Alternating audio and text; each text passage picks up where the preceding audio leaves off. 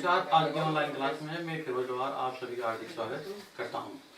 तो देखिए, आज हम एक नया टॉपिक स्टार्ट करेंगे, कार्बनिक के प्रमुख यौगिक।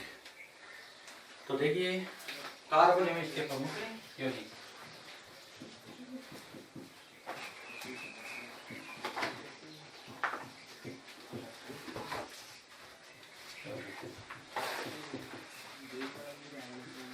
Carbon and its compound.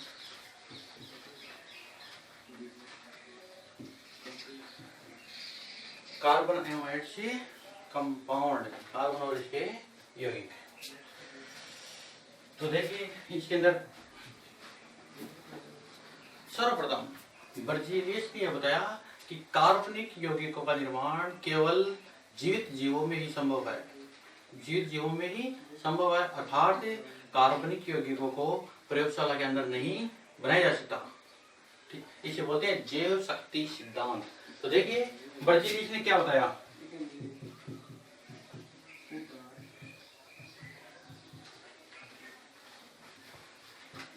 ने 1815 में बर्जीलियस ने बताया कि कार्बनिक यौगिकों का निर्माण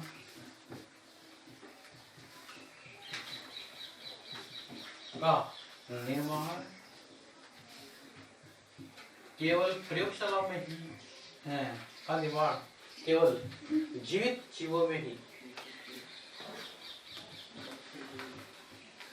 जीवित जीवों में ही संभव है। अर्थात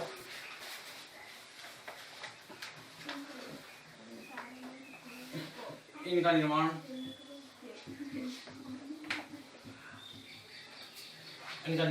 मनुष्य द्वारा कृत्रिम रूप से प्रयोगशाला में नहीं किया जा सकता।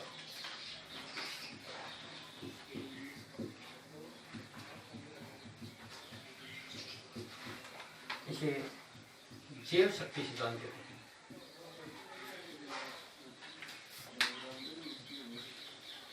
जैव शक्ति सिद्धांत कहते हैं।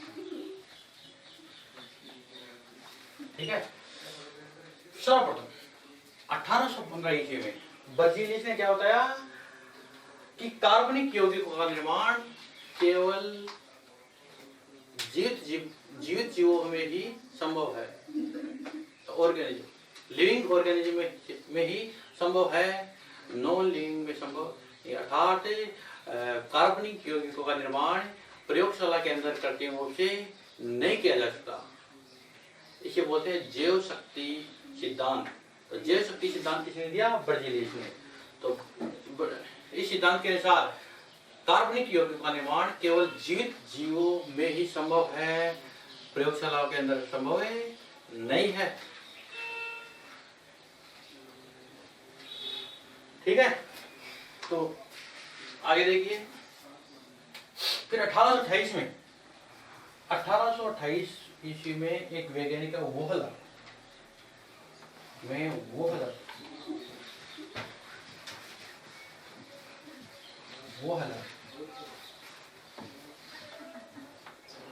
ने सर्वप्रथम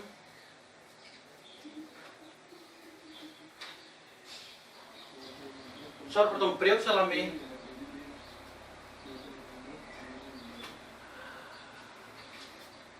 कार्बनिक यौगिक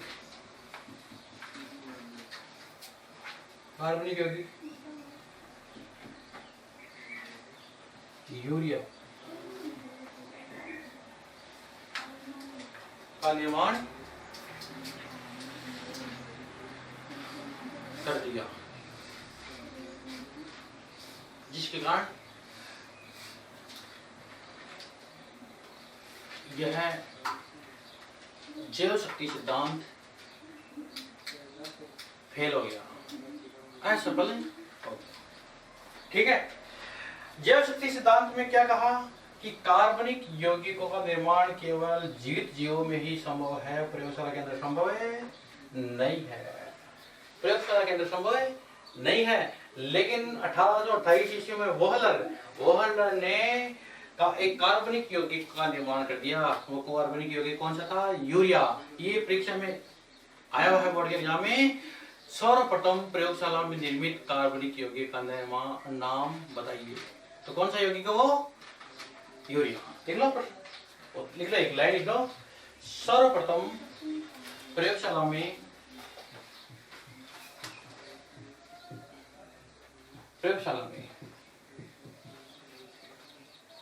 निर्मित प्रथम कार्बनिक यौगिक यूरिया है।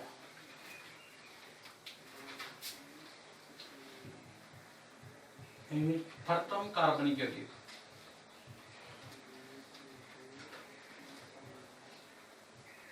कौन सा है? यूरिया। प्रयोगशाला के अंदर सर्वप्रथम बनाया गया कार्बनिक यौगिक कौन सा है? यूरिया। बहुत इंपॉर्टेंट और बहुत बार एग्जाम में आया हुआ है। प्रयोगशाला में प्रथम निर्मित कार्बनिक यौगिक का निर्माण किसने किया और उस यौगिक का नाम बताओ।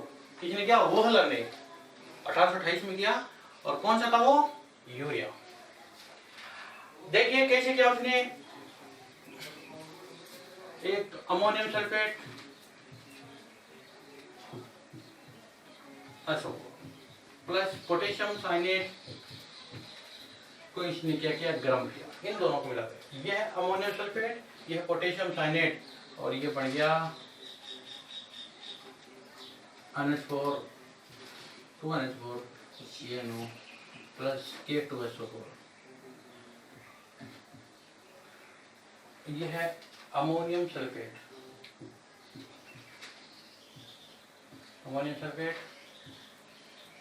पोटेशियम साइनेट,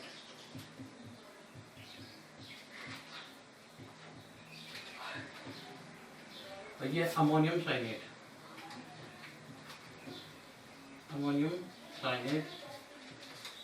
ये पोटेशियम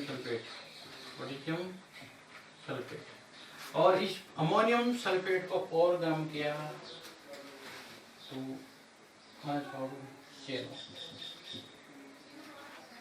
तो ये बन गया NH2CO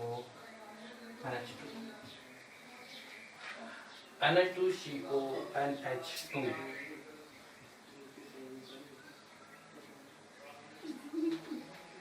दो 4 तो बन गई है।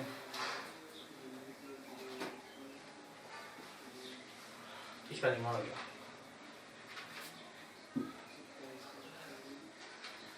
ठीक है, किसका निर्माण हो गया? यूरिया का निर्माण।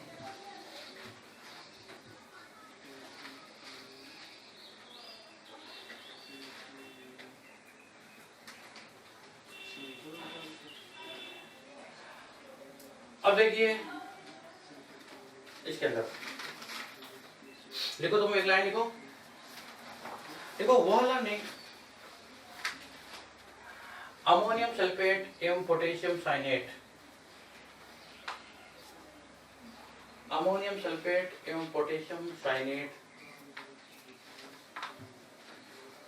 को गर्म करके वोहलर ने अमोनियम सल्फेट एवं पोटेशियम साइनेट को गर्म करके प्रथम कार्बनिक यौगिक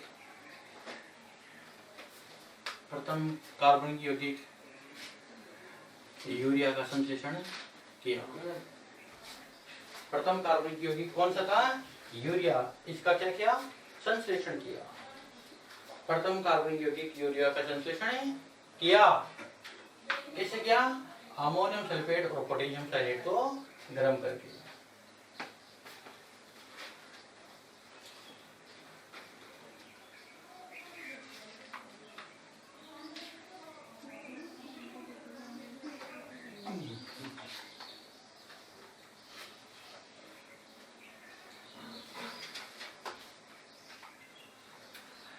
ठीक है, अब आगे देखिए।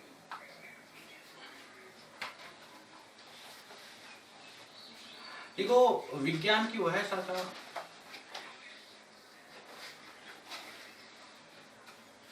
जिसमें कार्बन एवं कार्बनिक यौगिकों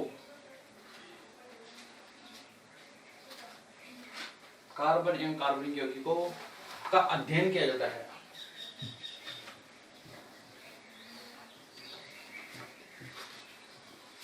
कार्बन एवं कार्बनिक यौगिकों का अध्ययन किया जाता है।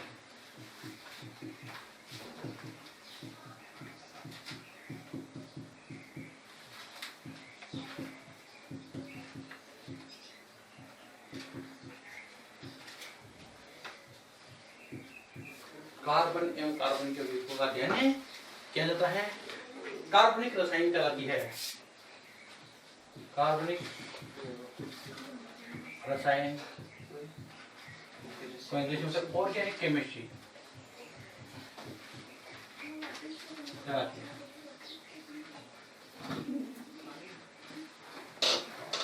कार्बन एवं कार्बनिक यौगिकों का अध्ययन विज्ञान की जिस शाखा में किया जाता है उसे बोलते हैं ऑर्गेनिक केमिस्ट्री, यानी कार्बनिक रसायन। ठीक है, तो सबसे पहले हम लेते हैं कार्बन। कार्बन की प्रमुख विशेषता, कार्बन की प्रमुख विशेषता। कार्बन की प्रमुख विशेषता है, सर्वप्रथम है इसका प्रतीक। कार्बन का प्रतीक, कार्बन का प्रतीक क्या होता है? C। परमाणु क्रमांक, कार्बन का परमाणु क्रमांक कितना होता है? 6। कितना होता है? 6। द्रव्यमान संख्या, कार्बन की द्रव्यमान संख्या होती है 12। इलेक्ट्रॉनिक विन्यास, इलेक्ट्रॉनिक विन्यास का 1s2 2s2 2p2, या फिर इसको ऐसे लिख सकते हैं 2 4। 1s2 2s2 2p2, या फिर इसको लिख सकते हो 2 4। 6 हो गए ना? 2 2 4 2 6 या 2। अगली देखो, कार्बन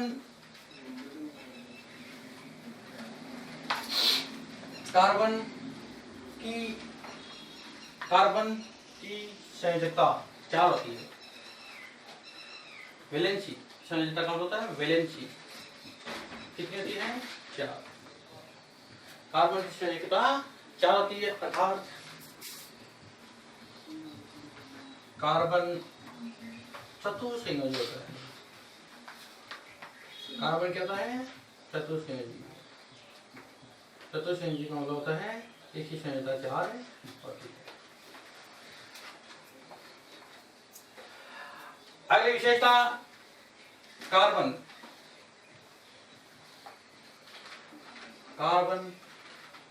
में संकलन का गुण पाया जाता है। किसका गुण पाया जाता है? संकलन का।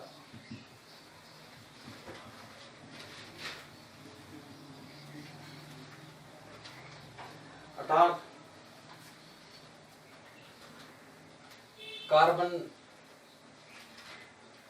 कार्बन आपस में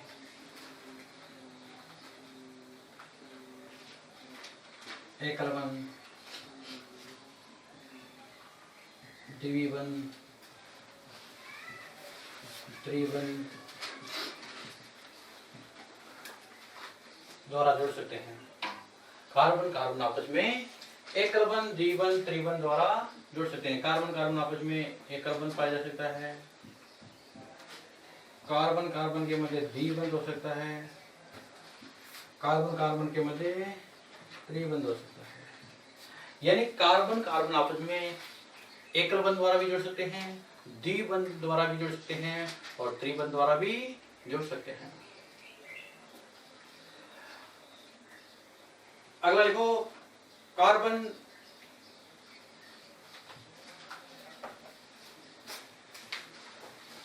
हाइड्रोजन के साथ जुड़कर,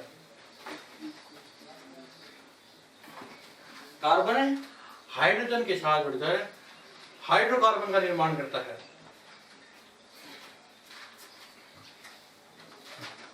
कार्बन और हाइड्रोजन आपस में जुड़कर किसका निर्माण करता है? हाइड्रोकार्बन का।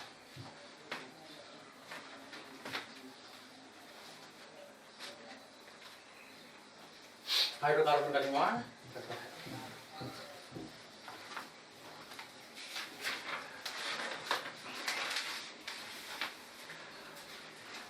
देखो अगला, कार्बन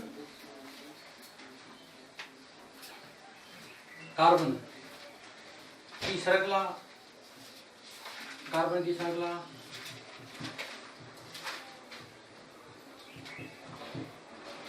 साकित, असाकित, चक्रीय एवं अचक्रीय हो सकती है। चक्रीय हो सकती है। कार्बन की जो श्रृंखला है साकित हो सकती है, असाकित हो सकती है, चक्रीय हो सकती है या फिर अचक्रीय हो सकती है। देखो ये जो श्रृंखला है इसको बोलते हैं असाकित श्रृंखला। कौन श्रृंखला है ये? असाकित। इसमें देखो हाइड्रोजन ऐसे जुड़ते हैं।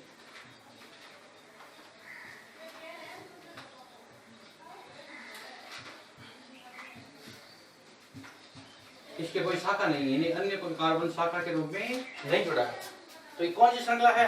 असाकित, असाकित श्रृंखला। और यदि कार्बन ऐसे जुड़ जाए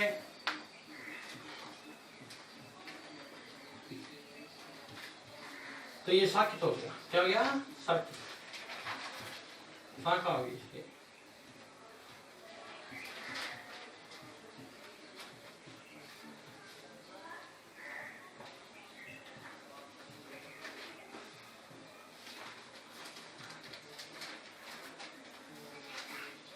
ये है कौन सा?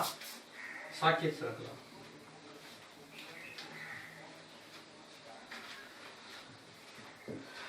ये ऐसा किया, इसके देखो कार्बन सीधे स्थिति में कोई शाखा नहीं है, जबकि इसमें देखो कार्बन कार्बन सीधे देखो नीचे भी जुड़े हैं, तो नीचे कहीं जुड़े शाखा के रूप में वो जुड़ गई, तो साकित हो गया। ठीक है।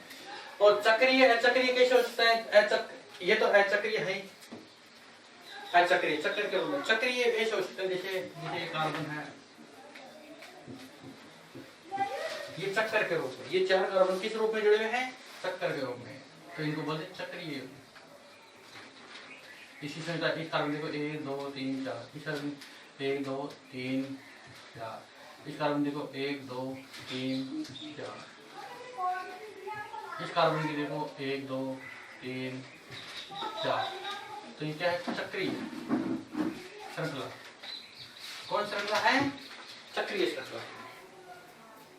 ठीक है।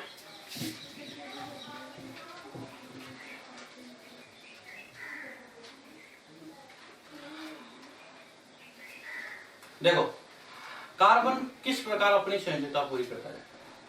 देखिए, देखो जब कार्बन के साथ एक संयोजी यदि कोई परमाणु जुड़ रहा है तो उसके साथ जुड़ेंगे 4 परमाणु। देखो ये कार्बन है, इसके साथ एक संयोजी जैसे हाइड्रोजन, एक संयोजी। हाइड्रोजन क्या है? मोनोवेलेंट, मोनोवेलेंट को बोलते हैं एक संयोजी। कार्बन यदि एक संयोजी परमाणु से जुड़ रहा है तो उसके कितने जुड़ेंगे? 4 परमाणु जुड़ेंगे। 4 मोनोवेलेंट यानी एक से 4 एक संयोजी परमाणु के जुड़ने पर,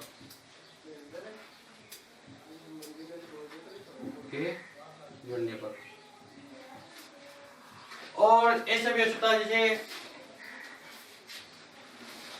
यदि एक डी संयोजी जुड़ जाए। ऑक्सीजन क्या होता है? डी संयोजी, डी संयोजी परमाणु है, तो इसके कितने जुड़ेंगे? 2। देखो इस कार्बन की देखो 1 2 3 4 हो गया ना। तो देखो एक तो हो गया द्विसंयोजी और दो कितने, दो क्या हो गए, एक संयोजी। इधर देखो, यदि कार्बन त्रिसंयोजी द्वारा जुड़े, जैसे त्रिसंयोजी में लिख लूं ये एन त्रिसंयोजी, तो ये एक हाइड्रोजन जोड़ रहा है, तो एक तो क्या त्रिसंयोजी और एक ही हो गया एक संयोजी। देखो इस कार्बन देखो, इस कार्बन से देखो 1 2 3 1 4, इस कार्बन देखो 1 2 3 4, इस कार्बन देखो 1 2 3 4, ये एकल बंध है, ये द्विबंध है, ये त्रिबंध है। और कैसे हो सकता है, देखो यदि दो द्विसंयोजी जुड़ जाए, जैसे कार्बन के साथ इधर भी जुड़ जाए दो, तो देखो ये द्विसंयोजी ऑप्शन है, ये द्विसंयोजी ऑप्शन है, तो कितने द्विसंयोजी जुड़े, दो द्विसंयोजी यदि जुड़ जाए तो भी इसकी संयोजकता पूरी करेगी। कार्बन इस प्रकार अपनी संयोजकता पूरी कर सकता है। देखो कार्बन यदि एक संयोजी जुड़ रहे हैं तो चार एक संयोजी जुड़ सकते हैं इसकी संयोजकता पूरी करने के लिए। यदि कार्बन के साथ एक तो द्विसंयोजी है और दो एक संयोजी है तो भी इसकी संयोजकता पूरी हो जाएगी। और यदि त्रिसंयोजी यदि जुड़ रहा है तो एक संयोजी की केवल एक ही हो सकता है, द्विसंयोजी नहीं जुड़ सकता। यहाँ पर क्यों नहीं जुड़ सकता, क्योंकि 3 में 2 5 जाएगी, जबकि कार्बन की संयोजकता कितनी होती है, 4। कार्बन यहाँ पर दो द्विसंयोजी द्वारा भी जुड़ सकता है।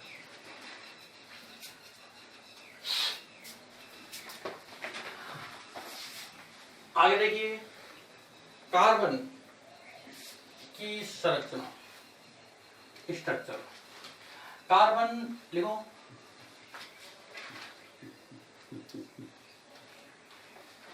कार्बन की संरचना चतुष्फलकीय होती है, टेट्राहेड्रल फलकीय।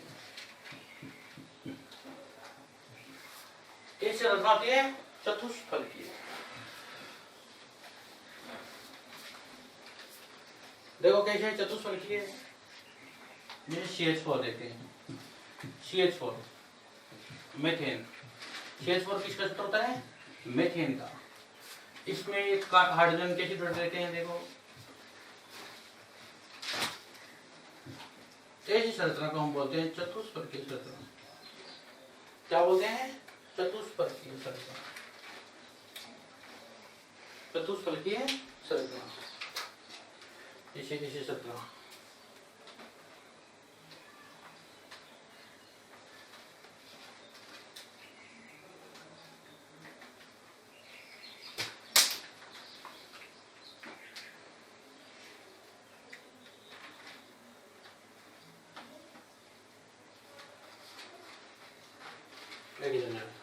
ऐसे रचना, ये कैसे रचना, ये पूरी क्या होगी, ऐसे जुड़ रहे हैं, तो इसको बोलते हैं टेट्राहेड्रल, चतुष्फलकीय संरचना। और इसके अंदर तुम्हें कार्बन कार्बन के मध्य बंध देखोगे तो यहाँ पर जो बंध 109 डिग्री 28 मिनट का, कार्बन कार्बन के मध्य जो बंध है वो कितना है, 109 डिग्री 28 मिनट का, चतुष्फलकीय संरचना।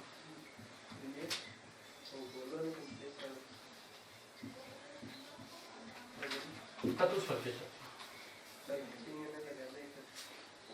देख सकते हो, लिख लिया होगा, कार्बन की चतुष्फलकीय संरचना होती है।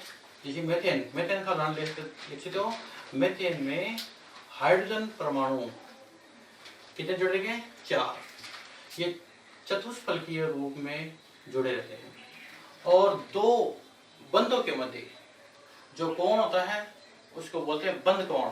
और मेथेन के अंदर जो बंध कोण है उसका मान होता है 109 डिग्री 28 मिनट। आगे देखिए, जैसे 3 ये यौगिक दे रखे हैं, एक तो है मेथेन, एक एथेन, एक है एथीन होगा, एथीन और एथाइन, मेथेन, एथीन और एथाइन।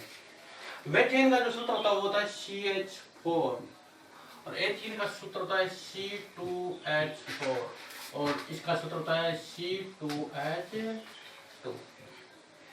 इलेक्ट्रॉनिक संरचना, इनकी इलेक्ट्रॉनिक संरचना देखिए। मेथेन की इलेक्ट्रॉनिक संरचना क्या होती है, एथीन की क्या होती है। एक काम का है, आया हुआ एग्जाम में बहुत बार आता है, मेथेन की इलेक्ट्रॉनिक संरचना बनाओ, एथीन की इलेक्ट्रॉनिक संरचना बनाओ, या एथाइन की इलेक्ट्रॉनिक संरचना बनाओ। किसी कोई सा भी आ सकता है। तो देखिए इस कार्बन से कितने हाइड्रोजन जुड़ेंगे, 4।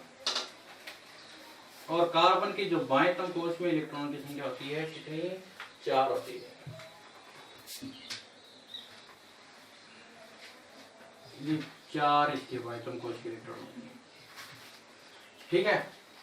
हाइड्रोजन के पास एक इलेक्ट्रॉन होता है और वो एक इलेक्ट्रॉन का साझा करके निकटतम अक्रिय गेज जैसा विन्यास प्राप्त कर लेगा। और इसका हाइड्रोजन का जो निकटतम अक्रिय के जैसा जो विन्यास होगा वो किस जैसा होगा, हीलियम जैसा। कैसा होगा, हीलियम। हीलियम 2 नंबर का होता है ना, तो 2 इलेक्ट्रॉन होते हैं हीलियम में। वैसे ही जब हाइड्रोजन कार्बन के साथ साझा करेगा एक इलेक्ट्रॉन का, तो देखो ये हाइड्रोजन है, ये हाइड्रोजन का इलेक्ट्रॉन हो गया। ये दूसरा हाइड्रोजन है, ये दूसरा हाइड्रोजन है, ये कार्बन का इलेक्ट्रॉन, ये हाइड्रोजन का इलेक्ट्रॉन। ये तीसरा हाइड्रोजन, ये इसका इलेक्ट्रॉन, ये इसका इलेक्ट्रॉन। और ये चौथा हाइड्रोजन और ये हाइड्रोजन का इलेक्ट्रॉन, ये इलेक्ट्रॉनिक संरचना बनी। किसकी बनी, मेथेन की। देखो कार्बन, ये हाइड्रोजन द्वारा एक एक इलेक्ट्रॉन का साझा होता है। जब 2 परमाणु के मध्य एक एक इलेक्ट्रॉन का साझा होता है तो उनके मध्य जो बंध बनता होता है एकल बंध। देखो एक एक इलेक्ट्रॉन का साझा हुआ, इसलिए एकल बंध, एकल बंध, एकल बंध। और यहाँ पर भी एकल बंध। ये इलेक्ट्रॉनिक संरचना किसकी होगी, मेथेन की होगी। एथीन की देखो, एथीन के अंदर 2 तो कार्बन है और 4 हाइड्रोजन। इसका मतलब हो गया एक हाइड्रोजन, एक कार्बन से 2 हाइड्रोजन परमाणु जुड़े। ये कार्बन परमाणु लिया पहले मैंने, इससे 2 हाइड्रोजन, एक इधर जोड़ दिया मैंने, एक इधर जोड़ दिया, ठीक है। ये हाइड्रोजन का, ये हाइड्रोजन। ये कार्बन के पास कितने इलेक्ट्रॉन होते हैं, 4। बाएं तम कोश में कितने होते हैं, 4। ये हाइड्रोजन का इलेक्ट्रॉन, ये। इसी प्रकार दूसरा कार्बन, ये दोनों कार्बन आपस में जुड़े रहते हैं और ये 2 इलेक्ट्रॉन तो हो गए इस कार्बन के, 2 इधर वाले कार्बन के हो गए। और ये हाइड्रोजन से जुड़ गया, एक इधर हाइड्रोजन से।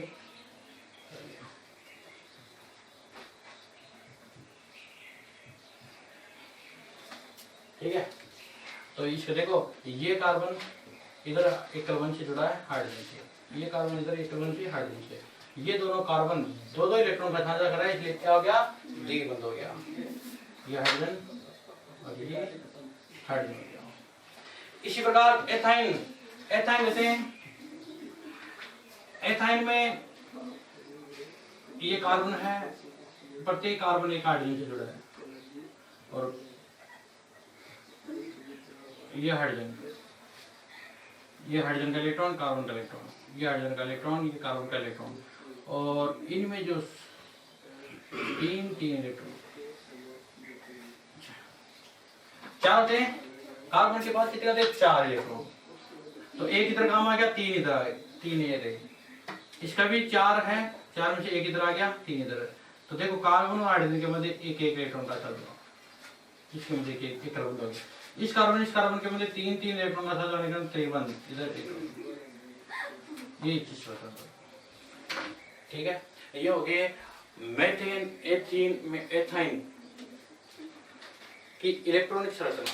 इन तीनों में से एक जरूर एग्जाम में किसी न किसी रूप में आसार आती है। ठीक है, तो आज क्लास में इतना ही, धन्यवाद।